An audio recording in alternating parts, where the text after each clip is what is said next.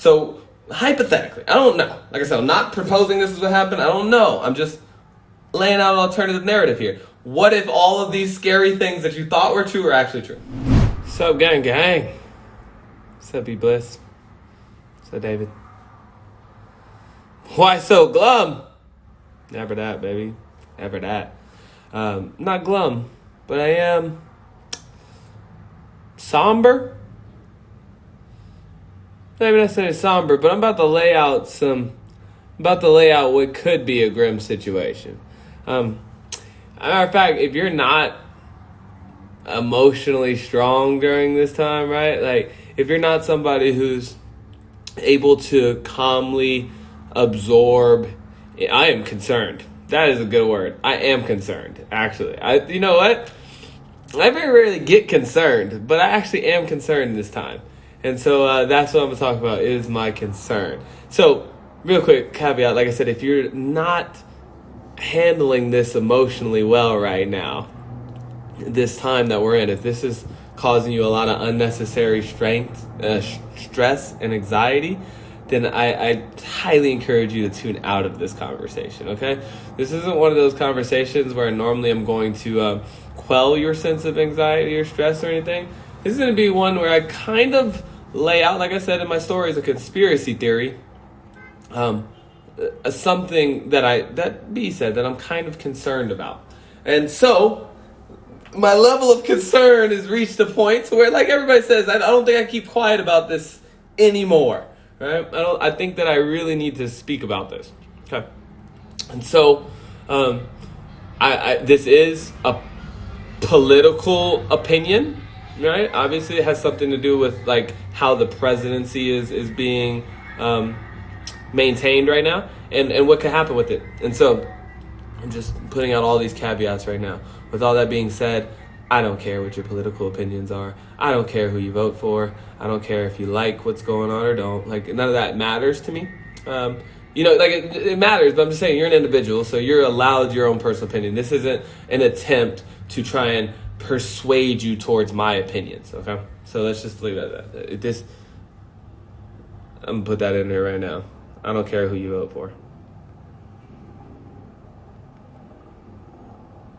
Okay, so with that being said, I don't care who you vote for. I do care that you vote, though. Okay. I do care that we vote. I care that I live in a democracy where my laws, my governance, right? The people who are going to be in control of me, because there are people who are going to be in control of you, right? This is life. But that I at least have, look, my whole life I've even thought, I don't really have control, but I even like the illusion of having control more than I like having absolutely no control, okay? I would even prefer the idea that I have control. So let's talk about a little bit about how this timeline is unfolded first, okay? And then let's see if we can maybe connect some dots to see how this situation could end very poorly for us. and the reason I'm saying that is because I've heard a lot of people talking about fighting. Yeah, that's the conversation on a lot of people's mind right now. And I've heard talks of anarchy, talks of revolution, talks of fighting, standing up, all these things. I'm not against any of this by any means. Like, I love this idea. Now, I love this idea in the realm of thoughts and ideas, right? In progressive ways forward. I don't like this idea when it comes to involving guns and fighting people. I don't like it, okay? And because why? Fighting, everybody loses in fighting. There's never a winner in fighting, okay? People are talking about how fighting is the way change comes about. Doesn't have to be that way, okay? That's, yeah, sure, the way it's been done does not have to be done that way. But let's just look at the facts, okay? The beginning of the year, we were hit with the global pandemic that the world has never seen, right? One on a catastrophic scale. Now, I haven't actually seen the statistical data to back up what they've deemed to be catastrophic, but that was the narrative that was pushed. And I'm going to continue to use the word narrative because it's very important. This is the story that was pushed out to the world, was that there's this ridiculous virus flying across the world and it's going to kill everybody. Now, I was already very, very nervous about this story being put out, right? I was less afraid of the virus and more afraid of what an idea of a virus could do. Okay? If ever you were going to enact martial law on some type of entity, the United States, for example, right? The best way to go about that, the absolute most efficient way to get that done is to declare a pandemic. Okay? For better or worse, right? I'm just saying, let's just hypothetically speaking, I'm not saying I'm not saying that's the case. I'm just like hypothetically speaking. Let's just, imagination here. If your intention was to establish martial law in your country, in our country, pandemic would be the perfect guise. Under pandemic law, the United States or the government can seize your property, your being, your dead body, anything you've touched, anything, okay, anything. If I say your car has coronavirus, then I can come as the government, take your car and put it in the quarantine, right? If I deem you have coronavirus, I can grab you, I can take you, and I can put you in quarantine. You don't get no choice, you don't get no say, there is no, but maybe I don't have it, or like if the government decides that you have it, then you're going into quarantine, right? That's just how martial law enacts in a pandemic type situation. This is how our government goes about controlling pandemics and things like that, right? So, already very scary for your rights, right? Not even just scary for your health, okay? That's sure. But let's just assume that and throughout this whole conversation, your health is fine. This is all just narrative and story, okay? But your rights are extremely fragile now. Instantaneously, just right off the get, because you're in a pandemic, whether you're in a real pandemic or a declared pandemic, doesn't even really matter. The fact that you're under pandemic, immediately your rights are under serious threat. Do you remember 9/11, right? Declaring acts of terrorism brought about things like the Patriot Act and stuff, which put your rights under tremendous threat. And you say, well, how? How? What happened? Your freedom of speech, your freedom to go out, do things you want to do, all these things were limited tremendously, right? They were all of a sudden allowed to watch you and your phone calls and tune into your life and do all these things that they weren't allowed to do, whether they were doing or not doing, but they weren't allowed to until terrorism, right? So this fear triggered a response from us as individuals to say we need protection, and then when we need protection, the government says, okay, well, if you need me to protect you, I gotta, lock you down, right? That's how I keep you protected. Okay, so we've established that pandemic, right? Very, very scary. Like I said, I didn't like that. I told my mom I wasn't traveling, not because I was afraid of catching coronavirus. Like, I'm a pretty healthy dude. I got a pretty strong immune system. I can get over that. But what if you just go into work one day and they're just like, hey, you look like you got a fever. Come here. You're like, me? No, I feel fine. You look like you got a fever. Come here, let me talk to you. No, I'm good. And the next thing you know, you're in some type of concentration camp style thing because you were deemed quarantined. Guys, again, I know there's some new people coming in and catching up on this conversation. This is not meant to scare you. This is not meant to tell you this is what I think is going to happen or anything. I'm just laying out what's called an alternative narrative. If you're finding it hard to absorb this information without some type of emotional response, then I would encourage you to, well, A, just come off this conversation because it's not going to help you. But then B, kind of work on your ability to just take in information. Even if it's just a ghost story, like who cares? Just, like indulge it. Who cares? So say it's, hypothetical that this is a coronavirus and it's fake. Let's just say it is fake, right? Who knows? Like, I declare a pandemic and now I have your rights under suspense. Now I can't just snatch you up though, right? Like just because I put your rights under threat doesn't necessarily mean I can lock you down. So if you were enacting a plan, what would be a great phase 2? Right? As you were starting to lose grip of the pandemic situation, what would be a great phase 2 for you? Would be protest and rioting, right? Because that only increases your authority to enact martial law, of course, right? And so you might enact martial law and you might lock it down. And then what do citizens say? What do citizens say? I don't think it's a race war. I don't. I think that a lot of people would like you to believe that it's a race war. But really, what it comes down to is this is the establishment, the people who have the guns and the badges, and the people who do not have the guns and the badges, right? And it's kind of that fight of between the fact, right now, I ask, why are we protesting? And we say, well, we want justice for George Floyd. Okay, well, what does that mean? Because the guy who killed George Floyd has been arrested, right? And he still has to be charged. And this is the scary part too, because this is phase 6 of my plan, but I'm just saying, that's scary because he hasn't even gone to court yet. You understand? Like, we still live in a democracy. We still live in a place where justice has a process in which it has to go through. Whether you're pissed off or not, whether you think you're out, it doesn't matter. And you like it that way. Why? Because today it's him, tomorrow it's you. You see what I'm saying? Tomorrow it's you facing trial for murder, and you're going to want these things in place. So this idea that you're just going to steamroll him because it's obvious or something, he still gets his court of law. He still gets his defense attorney. He still gets the ability to maybe beat this case. Does he deserve to? Fuck no. Is it right? Fuck no. But could it happen? Absolutely, right? Then what? Right? If we're already upset when justice hasn't even had time to enact, what happens if justice does fail us in this sense, right? Okay. Let's continue. Because I believe that my brother thinks of it as a perfect storm. I think of it as a little too coincidental to just be pretending this isn't something going on, right?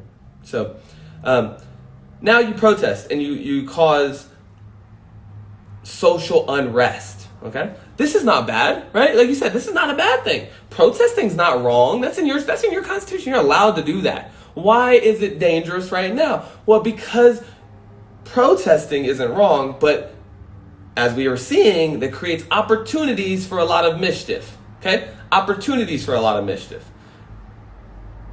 Now, is it right to be opportunistic on the protest or anything? No. But does it open the way for you? Yes.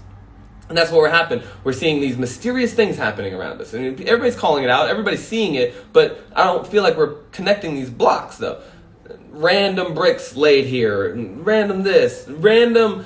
I've heard of stories of agent provocateurs. I even heard things on Instagram. People talk about they're bussing fake protesters in. And that, you know, there's people amongst us that aren't. Of course there are. Of course there are. You think everybody agrees with you? No, they do not, right? Some people have alternative motives. Some people don't care about George Floyd. They don't care about race wars. They don't care about any of the things that you think that they should, right? And so they'll subvert you, right? Just like any good minority group would, right? Anybody who's like, when I fought terrorism in Afghanistan and Iraq, you know, they didn't have as strong an army as we did. They didn't have all the people and all that. So do you think they stood toe to toe to us and fought us? No, they fought us subversively with IEDs and things that I couldn't quite see. Just like a lot of our legitimate organizers and protesters are experiencing with the very thing that they're fighting against, right? It's not fighting them for the fun. It's mixing in with them and it's fighting underneath them. It's subverting them. That tells me two things. A, it sucks, right? That sucks. It undermines you. But B, that also means that they're the minority. That means that they're not the strongest power because that's why they have to hide. Okay? Who cares? They're hiding amongst us. Now you have your president of the United States who's saying, I know who these nefarious people are within your little organizations. How does he know? We'll never know, right? How do you know? I watched press conferences where the president of the United States said, it's Antifa and other far left extremist groups. With certainty. With certainty. And it's very odd because I'm looking at hordes and hordes of people and I don't know any of those people. I don't know what they do. I don't know where they came from. I have friends who are protesting. I have people I don't know who are protesting. I have all kinds of people out there. Nice, sweet people, very mean and malicious people, all kinds of people out in the world, right? And they're all out there. So this idea that people are pinpointing and saying, that's those people, and those are those people, and people who are this type are doing that, and people who are this type are, you don't even know who these people are. You don't know who they are. You don't know what their motives are, but they're out there, right? And you have your president now spinning another narrative. Here goes a story for you. Right? You don't know who those people are, but just the story that your president just put out is, this is Antifa and far left, everybody against me, essentially is what he said. He said, oh, everybody who's not pro-Trump is starting the riots and protests. Yikes. Okay, because is that true? Not necessarily. But would that narrative really help? Now, okay, fine, he's just telling a story. But was it just a story? Actually, Trump just declared Antifa a terrorist organization. Okay. Why is that scary, right? They are. They're terrorizing us. Okay, but with that story, well, remember we talked about the Patriot Act? Well, now if Antifa is a terrorist, well, now we've enacted the Patriot Act upon ourselves, right? Which included domestic terrorism. So it used to not have domestic. There was no such thing as being able to deem U.S. citizens a terrorist, right? It was only international organizations that could be deemed terrorists. But now you can deem people domestic terrorists, exactly. And so now, let me go ahead and define domestic terrorism for you. This is what domestic terrorism is. An attempt to intimidate or coerce a civilian population, to influence the policy of a government by intimidation or coercion, or to affect the conduct of a government by mass destruction, assassination, or kidnapping. Okay. Scary. But it's loose. It's just loose enough. It's just loose enough. To intimidate or coerce a civilian population? Is that what the protesters are doing? Or the rioters or whoever? You're all getting lumped together, right? So, you know? How far is it a stretch? For right now, it's the people doing the violent stuff are Antifa. But what happens when that it gets extrapolated to everybody protesting is Antifa? Well, now everybody out who's a protester is a terrorist. You're not just a protester anymore. Now you're a terrorist. Deemed by law, right? Deemed by the fact that Antifa is just a group of people. So right today, I'm saying, yeah, all Antifa wears pink shirts. But tomorrow, if I just start taking off my pink shirts, they don't know who Antifa is. And so they might just start saying everybody's Antifa. You don't know that. I don't know if they'll do that. I'm not saying they're going to do that. I'm just saying, wow, we're finding ourselves on an extremely slippery slope. The more we push this, the more I'm like, pandemic, okay? Then we have protesting and stuff, which is already a civil unrest. Then you have declaration of terrorist attacks or terrorist organizations and things, right? Who can then be deemed you a terrorist. All three of those things that I just outlined, they all escalate to what? Martial law. They all end in martial law. They all end in the government saying, everybody chill the fuck out, right? Now, on top of that, your president is not the most stable person in the planet, right? It's not like you have a very benevolent leader in your leadership potential right now, right? This is the motherfucker that's also saying the governors are weak and should be clamping down harder on the protesters, right? Let me tell you something, guys. There just are no winners here. There just are no winners in this situation. There just aren't. This is just an ineffective course of action because it leaves you too vulnerable to risk. Okay? And what's that risk? The risk is that you don't win. The risk is that you're not who you say you are. And what do I mean by that, right? We're all outraged. We all care very much and we all want to see justice. But that is a far stretch from civil war, right? I'm sorry, I look at my fellow people around me every day. You guys are not warriors. You're not fighters. You know what I mean? Like, I've been to war. The idea of you guys are going to shoot and kill each other in the street, very scary, right? It's just a very scary idea. Everybody who thinks, like, it's in my opinion, it's American privilege at its best. It's this idea that, yeah, I'm ready to fight. Oh, you know what? Fuck my government. I wish they would, man. I got guns. I'll fight the gun. You will not. You will not fight the government. I'm sorry. I love the idea too. And it makes me feel so powerful and strong to think, oh yeah, we'll just fight them. I encourage you, right? I encourage everybody. Do your studying. Do your research. Go see what happens in other countries when you revolt, when you protest, when you enact civil wars. They don't often end up in a better solution than the one you started. You understand what I'm saying? Like it's a far cry from saying, man, my house is messy, I should clean up my house, to burn my whole house down. It's a different course of action. Everybody wants to clean and fix up their house, sure, but in the name of cleaning and fixing up your house, you do not want to burn it to the ground. That means you're homeless. And the homeless life is a lot harder of a life than a messy home life. You see what I'm saying? And it's a slippery slope, guys. It only takes a couple of these dominoes to fall the right way. And we're already seeing it happen. We're already seeing it pushed. Like I said, they're already being subverted, the rioters and all this stuff. And people are blatantly saying it. I don't believe it. I don't know. I don't pretend to know what's going on the ground, but everybody's telling me, yo, reporters aren't reporting what's actually happening. Rioters aren't, you know what I mean? It's peaceful out here, but then they're saying it's not peaceful. And people are leaving bricks for us to find, and other people are coming in amongst. So, in the end, it's working flawlessly. You know what I'm saying? All these conspiracies, as they are, right? All these alternative narratives, what if they all turn out to be true? So many stories about how Trump even got elected as president, right? I don't know, Howie. I don't know. I didn't vote. I'm not a voter, so I don't know. But a lot of you guys didn't vote for him. A lot of people swear up and down they didn't vote for him, but then yet there he's standing. And I was just watching a documentary the other day where they were talking about how Trump used Cambridge Analytica, which was a data collecting company. And you can look all this stuff up. I'm not making any of it. This is just fact, right? Like I said, there's a whole documentary on Netflix. You can watch it right now. It's called The Great Hack, right? And it's a whole story about how supposedly, way above the pay grade, bro. I feel you on this. I feel you.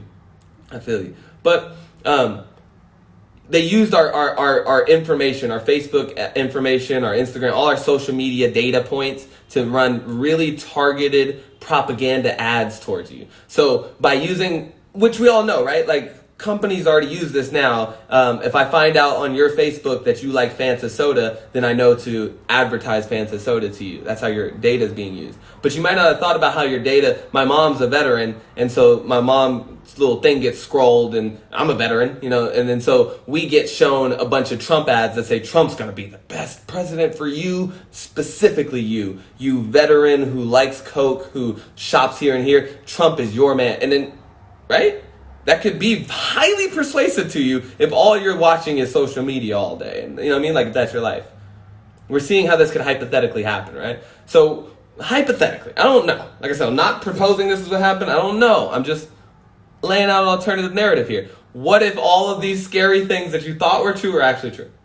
What if your president actually used Chinese-funded, other government organizational help to somehow subvert our election situation to get elected president miraculously out of nowhere?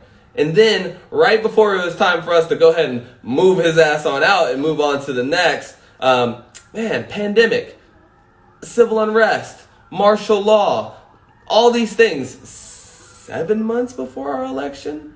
Less than? Couldn't you see a situation in which come election time, it's just too chaotic in the United States to hold elections? It's too dangerous to go outside and vote? Right? I can just see it already. Trump suspends voting because martial law enacted or whatever. And I'm telling you, that's my cue. The minute if I even hear just the slightest even pin drop, a huff of the elections might not, I'm out. I'm done. I can't sit here and watch a dictator take over me.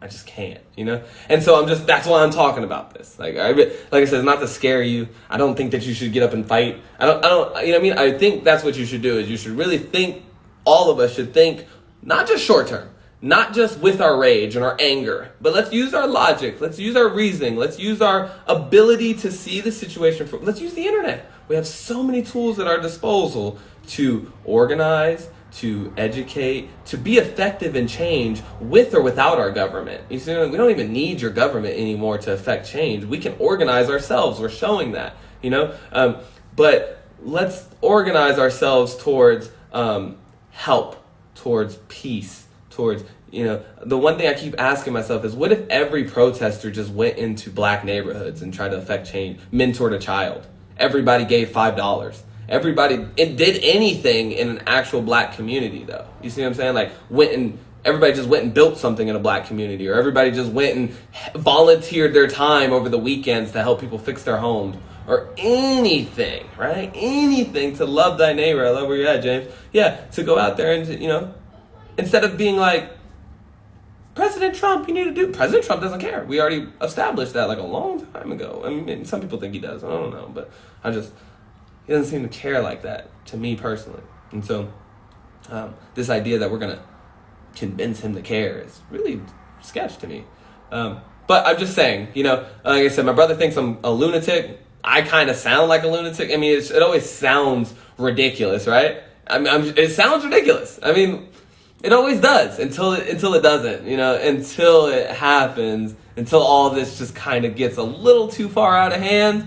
And that's the funny thing about a slippery slope, It's really easy to slide down, but once you realize you're sliding, it's so hard to get grip and climb back up. It's slippery, you know what I'm saying? Like, you might have already slipped so far that there is just no climbing back out of it. And so we just have to be really careful. All these domino pieces are lining up perfectly. And if it was anybody else, I'm telling you, if there was anybody else, I wouldn't even think that this was possible. You know what I mean? I wouldn't even be like really trying to do a live about this. You know what I mean? Like I wouldn't be taking Rodtheplanter time out to be talking to 10 people about what, but that's how serious I can see. Like this man is very brash. He's very obscured in his motivations. You know, you don't really know, like we're talking about a man of already immense power who doesn't necessarily, you know, you ask yourself, like I want to be president of the United States one day. That's something I would love. That's a role that I see as myself, my skills, and things that I love to do and be, and all that stuff. I could just see how I would make a great politician, a great president. Why would I want to do that? Because I want to see change. You know. Now you ask yourself, well, what kind of change, right? Well, I have a whole thing and a whole idea and a whole world philosophy and all these things that I would love to see enacted in the world. That's usually what happens when a certain man rises to a level of that power, is they're trying to see something come about in the world, even if it's their own greatness, right? Even if it's just selfishly 100% motivated as I want to be the most powerful man the world has ever seen. I don't know. Who knows? Who knows what people's motivation? Or it could be, I want to help every disenfranchised person the world has ever seen. Who knows, right? But the one thing I do know is they have some type of agenda. You don't just willy-nilly, oh, I'm president now? Oh, okay, let's see, what should I do? Right? You come with a reason. You come with an agenda, as they say. You have some type of political agenda, a campaign. You want to see something come about. This is my conspiracy theory, and this is all I'm leaving it. Have anybody ever seen the Left Behind series? Has anybody seen Left Behind? I would highly encourage you to watch the movie Left Behind. Very interesting. Very, very interesting. But it talks about the rapture, God and all that stuff. But it also outlines this other narrative, right? Because there's this narrative in the Bible that people are going to go up into the sky. They're going to disappear and go to heaven or wherever the fuck they're going to go, right? They're going to disappear.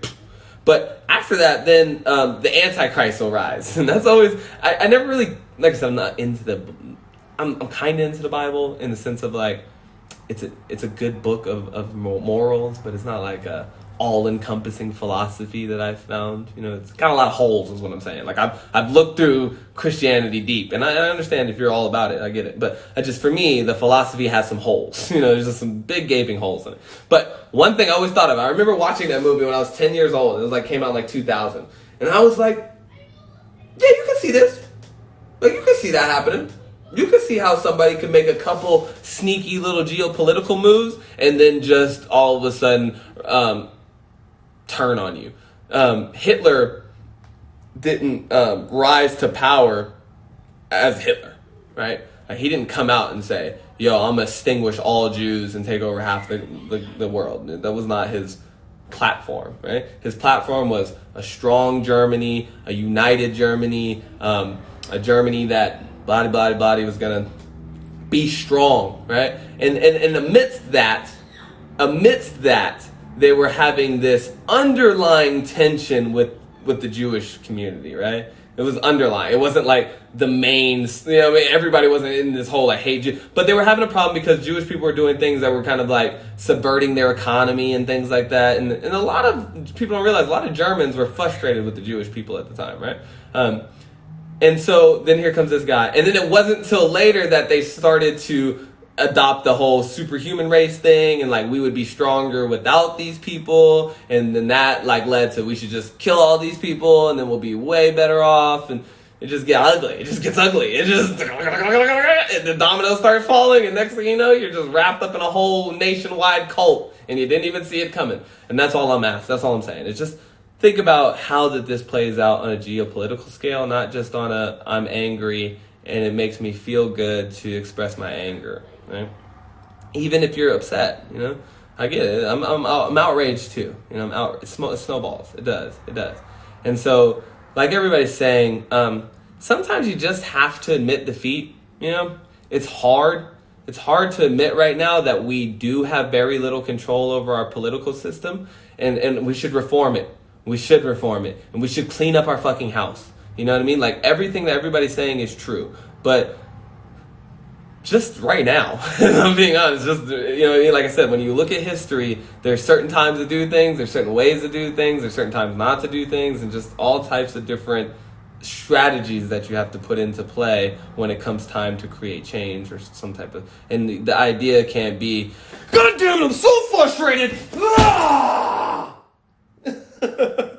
You know, it just doesn't work. And so, I mean, especially now when the guy who's listening to you isn't somebody who cares and is like benevolent and is like, I'm with you, and like, you know what I mean? We don't have a very in touch leader right now in a sense of somebody who's interested in hearing about your plights and your, you know, he's not even interested, you know, and so, or he might be. I mean, who knows? But I'm just saying. I read the 48 Laws of Power. Have you guys? Has anybody else read the 48 Laws of Power out here? I highly encourage it. It's a very, very insightful book. Extremely. For times like this. for being able to see when a motherfucker's out here making some extremely manipulated moves. You know? And that's what I kind of try to tell my brother. Like, a master manipulator is cunning. They're not. I play dumb a lot. Y'all see me do that, right? Like, y'all see me play like I play dumb. You know what I mean? I play dumb. Not because I'm dumb. I'm extremely intelligent. I'm extremely educated, right? Like, but who wants to hear that? Nobody wants to hear, hey, I'm so fucking smart and I got all this figured out, right? You would hate me. I would hate myself. I'd hate listening to that guy, right? But I dumbed that down so I could be more palatable to more people, right? More people not being like, oh, he's conceited and shit. Because I'm not, you know what I mean? I'm not. But like I said, let's not get it twisted. I'm very educated. I'm very smart. I'm whipping it out here, bro. I'm whipping it over here, okay? So my point is, when people are trying to be influential, they don't show you how aggressive they are. They don't show you how mean they are. They don't, you know, that's not how you manipulate somebody, right? You manipulate them by enticing them, by working them in. It's like a snake charm thing, you know? And then when the time is right, when you set up all the pieces, it's like chess. God, man, I wish more people, you know what I mean? You don't just grab your queen and jump over into the back lines and try and smash it. That's not how people take over stuff. It's quiet. It's subtle. It's this there and that there and this there until all of a sudden, next thing you know, bang, the trap closes. And everything comes to bear, you know what I mean? And it just, all of it seems to be adding up to me. It's too close to elections. It's too weird. It's like, even when, like I said, the pandemic came out of nowhere, and I was like, doesn't this seem like an overreach? Like just the pandemic alone. Nothing else. Just the pandemic alone. I felt like, wow, this seems so much. It seems so much for what, I mean, you know what I mean? 10 minutes ago, literally, it was like at the change of, it was literally, 2020, it's time. It was like, almost like, it was like, yo, execute order 66. You know what I mean? Like, it was like almost textbook. It was like, what? It was like, came out of nowhere. And then I was like, okay. I was a little nervous at first. New virus, everything on the scene, right? And so I'm watching, just like everybody else, we're all staying still. And I'm watching the numbers, and I'm watching the numbers, and I'm watching the numbers, and I'm like, this don't really sound that scary. Less than 1%. To date, as long as coronavirus has been present in our world, still not even 1% of our population has gotten it. Not even one. As far as the world is concerned, not even one. Listen to the number I'm saying. Not even 1%. Less than 1%. How is that a global pandemic? Like, where's the threshold for global pandemic? Right? We don't even, I mean, let's get to 5% before we even, like, you know, whoa. Hey, there's something over here making a little noise. It was nothing. Here's another incident. It's just weird. This is just weird stuff I'm seeing, right? Again, I don't know. Don't know. Could all be coincidence, as my brother says. Maybe. Maybe not. Right? Trump. There always is stuff about Trump and China this, and Trump and China that, and Trump and China this, and Trump and China, and Trump, China, right? And they hate each other. Or they could be best friends. You know what I mean? Like, who knows what Trump's been doing for the last 10 years, 15 years? I sure don't, right? I sure don't. But who knows? Maybe they're homies. Maybe they helped him get elected. And then it's so funny that, whoa, all of a sudden, virus jumps out of Wuhan, China. Okay, sure. All right. Comes out of Wuhan, China, but quickly, though, America rose to the very top of the of the infected list quickly, overnight almost. Okay, whatever, fine. All this seems fine, right? And then now it's like, hey, pandemic's over, everybody come back outside. Psych! Right? And then you even watch the video. Man. Jesus Christ. I'm really not trying to say any of this was said. I don't know. You don't know. We don't know. Right? The difference between me and other people, I think, is I don't pretend to know, though. Right? I don't sit around and be like, nah, never. Or, oh, it's definitely this. It's definitely that. Yeah. I don't do either of those things. I'm just like taking in all the facts, keeping an open mind to all of it, and I'm keeping my eye on all the different ways in which I can see this shit unfold. You know, just keeping an eye on all the ways that I can see it unfold. And I'm like, man, when you watch that video, how come that guy feels like he's moving with some type of intention? Like, does he feel like that? Doesn't it almost, it's just like almost blatant, it's almost blatant, like he has an agenda. Like the man, like, this man gonna die. Like, I'm gonna sit here until this man dies. Now, what's his agenda? Everybody said, oh, it's race. That's what everybody said, immediately. This man's agenda is race. He hates black people. And then that came the conversation. Faster than any other conversation could have ever been started. Immediately, the conversation was he hates black people. Well, I seen him wear a MAGA hat. That's what I seen. Didn't see racism. I saw a MAGA hat, which means he was pro-Trump. Now, this is a common misconception that I've seen a lot of Americans make, is that pro-Trump somehow means pro-racist. It does not. It does not. I don't know who's pro-Trump, and I don't know why. Don't know why, don't know who. Maybe you're just a hardcore, staunch Republican, and that's just who you're conservative, and that's the candidate that they put up for you. And so you say, hey, fuck it, I don't care. I vote red every single time. There's my red guy, and you just voted. Who knows? Who knows? I don't know why you voted for Trump, right? But the guy was wearing a MAGA hat. Means he fucks with the man. That's all I can take from that, is that he fucks with that man. He fucks with that man. And then, I mean, if my little doomsday scenario was anywhere near correct, who has the most to gain from somebody going off the rails and doing something like that in this particular situation? Well, that guy, you know? And I'm not saying that, you know, Trump's little underground crime syndicate paid this man to do that, or hired him, or is like releasing all this weird stuff like Antifa is, you know, a terrorist organization, and, you know, I don't know if that's Trump and his little cronies out here doing it, but you could see it. I mean, like I said, I definitely didn't see struggle or panic or fear, or it seemed like you said, even in the beginning, it was almost like it was going to be a standard arrest, but then somebody saw an opportunity to execute Order 66. You feel me? Like, that's what it almost looked like. It was like, oh, yeah, that's right. I was instructed the next time I saw some type of, you know, scenario in which I could cause to kill a black man, essentially, is what I was instructed to do next time I got a good opportunity to do so. And then, you know, here's an arrest. Good arrest as any. Good common name that everybody can get along with and everything. George Floyd, man, let's kill this man, right? And then there he goes, it's on his neck, and it's blatant. It's just blatant. It's just fucking downright in-your-face murder, right? Long. Like I said, 4 minutes. That's with intention, you know, but did he say out loud, I'm killing this man because I'm racist, and I hate black people, pro-white cop? I didn't hear any of that. So where did that narrative come from? That he killed him because he was black. Where did that come from? I'm not saying it's not true either. I'm not saying it's not true. But I'm just asking, when did that become true? How is it not, the cops are part of the bureaucracy is part of Trump, maybe Trump paid this guy to stoke the flames. I just don't know. But the more I see them playing in my face, the more I just want to remind everybody this one simple fact.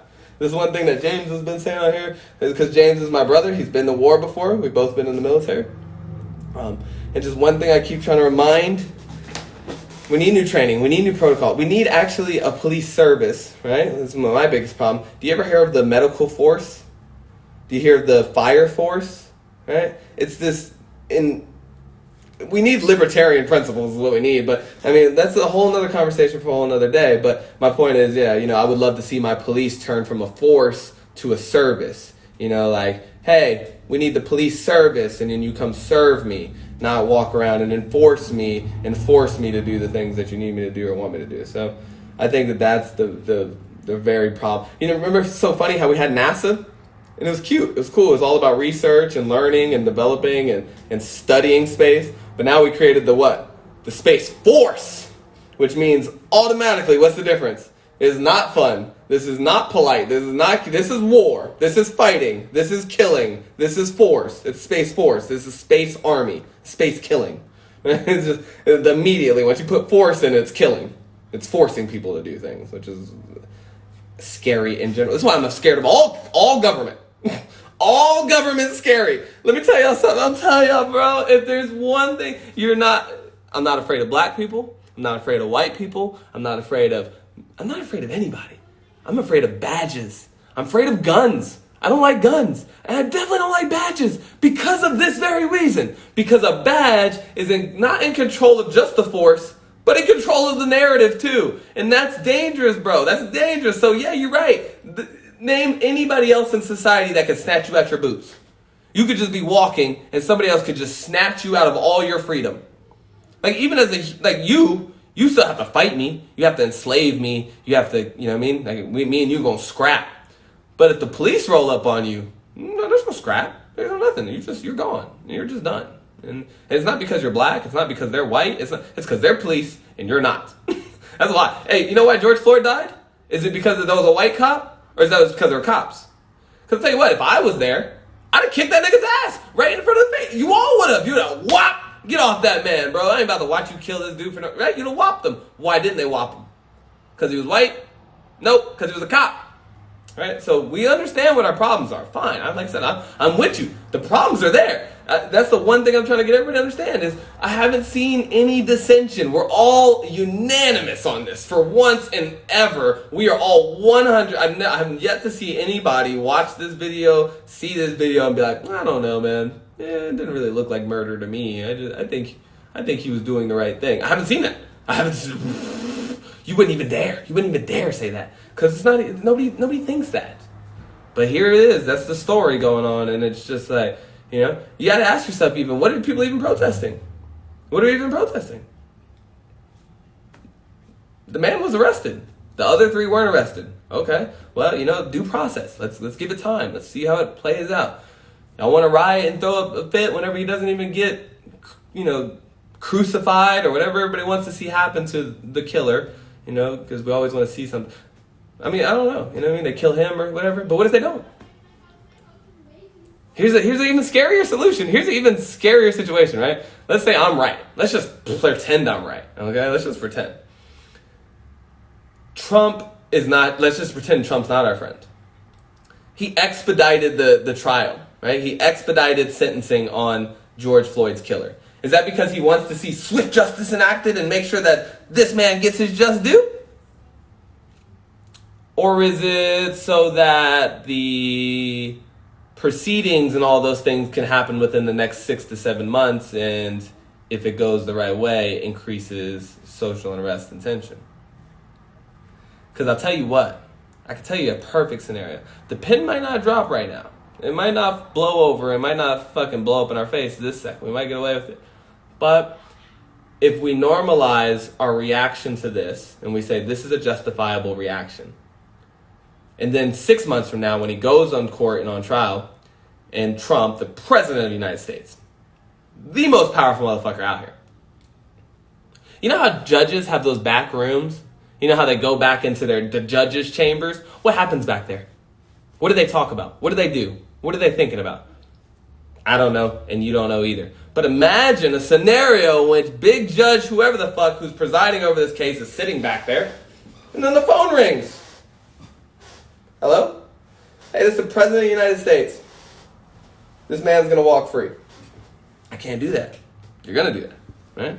Who? Hell, he doesn't even have to call him and convince him. It's probably his buddy. It's probably, you know what I mean? As the president, you can pinpoint what goddamn judge this whole case goes to if you wanted to, right? And so what if, again, hypothetical, I don't know, Just what if we get there and somehow, just like my elections, everybody thinks they know what's going to happen. Everybody thinks they know what's going to happen. This guy's going to get justice. Just like we said, Donald Trump won't be president. But then the miraculous does happen. You think anybody's going to stand up and say, this stinks? This seems like, hey, this looks like we're getting set up. Nobody's going to say that. Nobody's going to say, hey, everybody, wait. This looks like a setup. They're just going to flip the fuck out. And when they do, they're going to flip the fuck out harder than they flipped out this time. Because you have to, right? It's like a temper tantrum. Like I said, if I kick and scream and it doesn't work, then the only course of action, if you really convinced yourself that this is my only course of action, well, then you have to double down on your course of action. So it's more terrorism. It's more intense protesting and rioting, which is okay, or more intense protesting, right? Because the protesters are not the bad guys. So it's more intense protesting, which just allows for more subversion, right? More people to subvert what you're doing and make it look like you're rioting, make it look like you're evil and bad and destroying our city, whatever they're making it look like you're doing. But they're going to make it look like that. And then the tanks come. Oh, and then the soldiers come through your neighborhoods and they shoot at you while you're standing on your porch. Oh, that's happening. Okay. Yeah. Tell you what. I can fight. All right, so I'll tell you all that much. Like, I'm good. I love all y'all. I love all y'all to death. I'm good. I'm good. I'm out. I'm gonna tell you that much. I'm out. That wasn't even a threat. I'm out. Y'all fuck it up. I'm out. Hey, I'm out. And you call me whatever you want to. Treason. Oh, this man's not loyal to... You can kick me out right now if you want to. I don't care. Like, this man's not loyal. Look, I spent 5 years of my life fighting for this flag, putting my life on the line for America, for its rights, for whatever. All this game we're playing. By the way, let me just wake everybody up. It's a game, by the way. You know, the flag completely made up.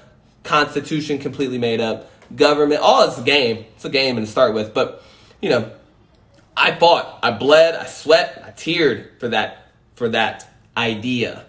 So, this idea that, you know what I mean? Like I said, like that loyalty. You go ahead and you fight and you die for that loyalty if you like to, if you would want to. But I watched many men do it. And I don't think that they would do it again if they, well, some would. And that's cool. They buy into that shit. I don't. I really don't. I'm blessed to have been born here. But I also didn't choose to be born here. You know what I mean? Like, it's an amazing blessing, but I'll also figure it out in wherever the fuck I go. So that's me. People keep asking me, what you gonna do? My brother's like, yo, if it does go this way, what you gonna do? And I said, well, I'm out. You know what I mean? Like, what I look like fighting? You know what I mean? What I look like trying to throw Molotov cocktails through somebody's window or some shit, or, you know what I mean? What I look like trying to shoot you because you're trying to run up in my house. You know, I don't got time for none of that, man. I'm gonna go somewhere, the Philippines. You know what I mean? Like, don't get me wrong, every country has problems. And you're never going to get away from problems. But I'm just letting y'all know that I just don't care enough to fight about it. You know, I don't. People dying. People will die. People always die. Death happens. Injustice happens. You know what I mean? This idea that you don't ever get slighted. Like, that you don't ever get, like, people don't ever lie to you. You know what I mean? And like I said, people get murdered all the time. You know, it's like, every day for heinous reasons, for completely unjust reasons. Hey, it happens over and over. Okay, fine. But like somebody said in here, then be the president. Then stop it. But stop it. Stop looking at everybody else and say, oh, I don't have any power. Hey, you over there with all the power. Stop it. Like, no, go get you the power. And some people is like, that's what I'm gonna do. I'm gonna fight. No, you're gonna die. That's not getting power. That's dying. You fighting is like, yeah, I'm going to go get the power. Don't worry, I got it. No, you're dead. You just got shot in the face. Yeah, that didn't get the power. You know, that's why there's a government. That's why there's a democracy. Hell, look, even if you're not interested in politics, right? How does anybody else get the laws they want to see enacted? Make some money. Come out here, make some fucking money, and give it to the politicians. You can buy them. You know, they're really cheap. They're not even as expensive as you think they are. Like $250K. Buy you any law you want, you know, not any law, but it buy you some influence, and it definitely start working your way up there. So I'm just saying, you know, he gone, bro. I'm out. Did that already. Been there, done that, and I'm telling you, y'all soft For lack of a better term, this is what my brother would say, y'all soft, okay? I'm soft. We are capitalists. We are good at making money. We are not good at fighting. We don't do wars. None of you guys are rebels. And this idea, everybody's like, oh yeah, buddy, it's time. I see it. It's like it's cute. It's like the fun thing to do right now, like the meme. It's like, anarchy. It's gonna, yeah, hell yeah, it's about that time, huh, boys? I'm like, look at you, just privileged ass Americans, bro. Like, y'all don't even know what you're talking about right now. I've heard people say that, well, if it's revolution, then it's just gonna have to be a revolution. You know what you're saying? You understand that 400,000 of your brothers and sisters died in the Civil War? Dead. More American casualties than any other war ever. Why? Because they're all you. They're all your family. They're all your neighborhoods, your you know? Hell, bro, I went to Iraq so that you motherfuckers, not you, I'm just making us motherfuckers, didn't have to experience the shit that I'm talking about right now. Like, we intentionally, as Americans, go out into the world and try and fight other places so that we don't see that shit here. So this idea that we're just gonna fight is ludicrous. It's insane. I'm sorry. I don't care how mad you are. It's crazy. And I hope that people see that. I hope people can wake up and understand that it's just not effective. It's just not. It's not. It's unjust. It's wrong. All of those things. But it's not effective. I'm just into being effective. That's all. I just want you to be effective. Think about effectiveness. Right? If I, as most activists do, what do you do as an activist? Did Martin Luther King do it by himself? Did he do it by persuading his government? Think about it. What did Martin Luther King do? Did he just give the I Did a Dream speech? Because that's what people think. People think that this is just a random man that just walked up to the steps of the White House and just gave the world's greatest speech. Like it just magically happened or something. Like you just, because I showed up, then I made this magnificent. This man, tirelessly, days, weeks, months, before you even saw him, after you even saw him, before you even knew who this man was, organizing, creating groups within his community, right? Like these organizations that he mobilized when it was time were built far before the thing even came. You see what I'm saying? This is a man it was his mission. And then when the time came for him to become the leader that he had to be, then he stood up for that, right? When you're outraged is not the time to decide you want to start coming up with solutions. I'm mad now. Now we need solutions. No, we needed solutions. We've been done need the solutions. The solutions been done needed for the last 45 years. So you standing up saying, I see a problem. Me too. We've been seeing a problem. That's not what we need. We need solutions, right? I love that. I seen a tweet, right? What laws and strategies would you like to see in place that are going to cause the systemic change that you would like to see? I don't see that conversation. I see a lot of people saying, we need change. Okay, well, change could be dictator Trump. That could be the change you're looking for. So careful with that conversation of we need change, right? What does that even mean? I kill you. There, change, you're dead. Right? What are you looking for? What is it that when this is all said and done and all the protesting is whatever and all the rioting and all that, what is it that you want to see happen? And I ask these people and people say crazy stuff to me. Crazy, scary stuff. They say scary stuff. They should all be hung. What? Aren't you American? Like, that's not American. We don't hang people. We don't do that anymore. Because if it's hang cops today, it's hang you tomorrow. You know what I mean? Just like the Patriot Act protected you yesterday, and it might create martial law for you today, right? It's like these ideas, like that doesn't work. So, and then I ask you too, it's like, okay, then we arrest all four of them. Well, they still, like I said, have a judicial system. They still get a defense. They still get a defense attorney, right? We're all still with that, right? Like they get to defend themselves in a court of law. I hope we're all. Fuck no! Lock them away immediately. Throw away the key. That's scary talk. That's due process. You need that one day. You're going to need that due process one day. Don't throw it away. Don't throw it in the trash. You know, you're going to need that. So let's really ask ourselves, like how does systemic change really come about in our society? Like what does that even mean? I wish people ask themselves that. What does it even mean to stop police brutality? What should the police do? Have we asked ourselves why they're so brutal? Does anybody know? I have a theory. It's just a theory. I don't know.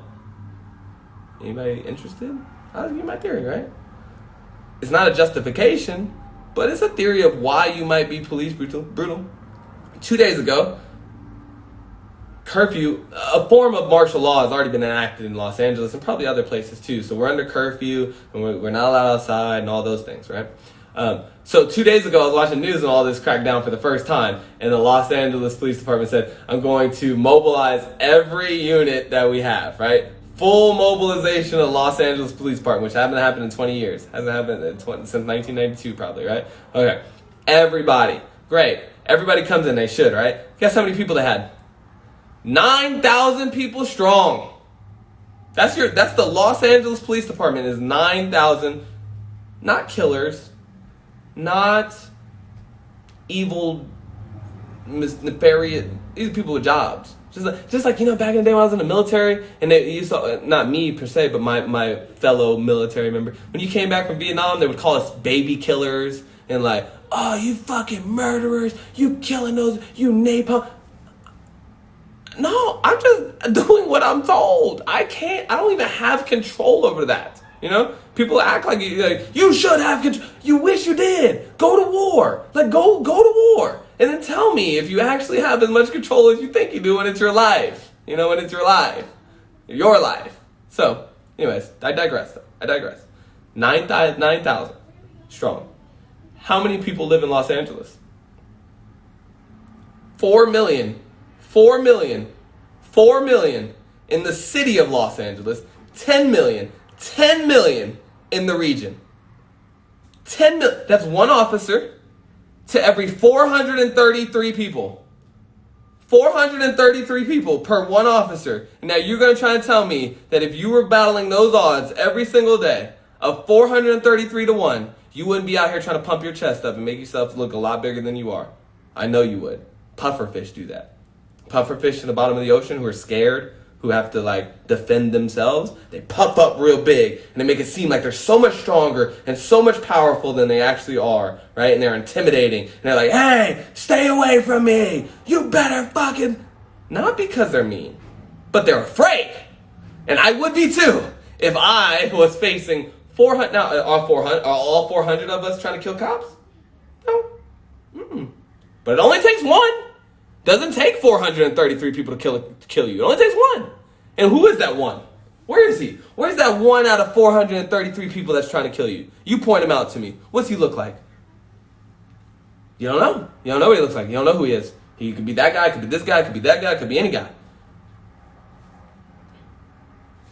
This is, now like I said, these are not justifications. Sure, right? There's training, there's, like I said, removal of force. I would love to see that, where you're not out just trying to enforce laws all the time. You're responding to crises and stuff, right? So there's a lot of operational changes you can make, but you could see how one could get to where they have been. You could see how an organization that is literally a minority, literally 433 to 1, this is the most minority. You can see how a group of individuals, these are fathers, these are mothers. These people have children. These people are raising a family in their communities, just like you and me. We were barbecuing with them 10 seconds ago. Literally, they're your uncles, your brothers, your sisters. These are people. These are just people. They come from all over the place to come into this institution. So, look, I'm just saying, it's fucked up on both sides. I hate the situation. I hate all that, right? I hate the bureaucracy. Hate's a strong word. I don't hate it. It's just, it's got its broken parts. It's broken in ways. It's also working very well in ways too. And let's not forget that, Let's not forget that, some things are good and bad. Everything's got pros and cons, weaknesses and strengths. And just like I posted in my stories the other day, one of the strengths of our society is that I have clean running water. I have a toilet. I have a currency that I don't have to carry down the street by a bucket. You know, like I have a stable government and community that is a pro of the situation, and it should not be taken lightly. You feel me? All right. I love you.